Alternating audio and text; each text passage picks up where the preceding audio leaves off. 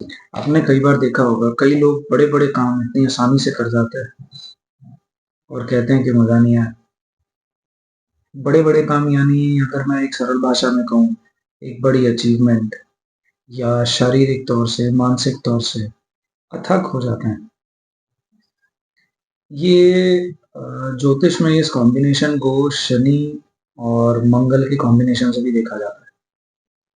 Mars और Saturn का combination अगर किसी के पास बने, तो वो इंसान अपनी आखिरी साँस तक जूझता है, अथक हो जाता है। और ये कॉम्बिनेशन बड़े-बड़े इंडस्ट्रियलिस्ट्स की कुंडली में भी देखा जाता है। इंटरनेशनल लेवल पे कभी ऐसी प्रेडिक्शंस तो ख़ैर मैंने नहीं की हैं, लेकिन जहाँ तक मुझे अभी ये दिख रहा है 2 अप्रैल को मार्स ट्रांसिट कर रहा है और ये शनि के साथ चला जाएगा। ये कॉम्बिनेशन ईरान के लिए बन रहा है और इस कॉम्बिनेशन के तहत ईरान अथक हो जाएगा। इतने बड़े-बड़े काम करेगा ईरान, ये युद्ध इस तरह से लड़ेगा कि लोग हैरान हो जाएँगे, पूरी की पूरी दुनिया हैरान होगी और उसका नाम हिस्ट्री में लिखा जाएगा सिर्फ़ इस युद्ध की वजह से। और जहाँ तक ऐसे कॉम्बिनेशंस की वजह से ये लग रहा है कि अमेरिका को इसमें हार मिलेगी।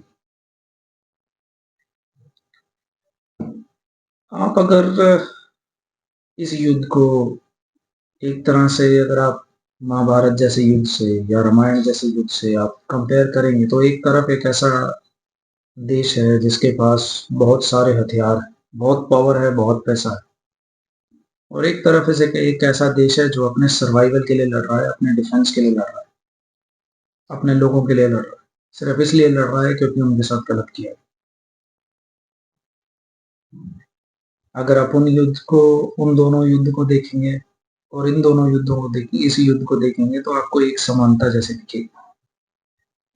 उसमें भी दुर्योधन जैसे ने दुर्योधन ने महाभारत में इतनी सब ताकत, इतनी सेना होने के बावजूद भी उसने पांडवों को छोटा समझ लिया था। रामायण के युद्ध की बात करें तो रावण ने वानर सेना को और मानव रूपी भगवान श्री राम को भी छोटा समझ लिया था। लेकिन आखिर में हुआ क्या? युद्ध की नीयत मायने रखती है। किस नीयत से आप लड़ रहे हो, किस लिए लड़ रहे हो। और यहाँ पर मंगल और शनि का कॉम्बिनेशन ईरान के लिए बनना बहुत बड़ी चीज है। ये कॉम्बिनेशन उन्हें जीत दिलाएगा, जहाँ तक लग रहा है। और इसमें उनको अपने दोस्तों का साथ भी मिलेगा क्योंकि मंगल दोस्त भी रिप्रेजेंट करता है, तो उनको उनके दोस्तों का साथ भी मिलेगा।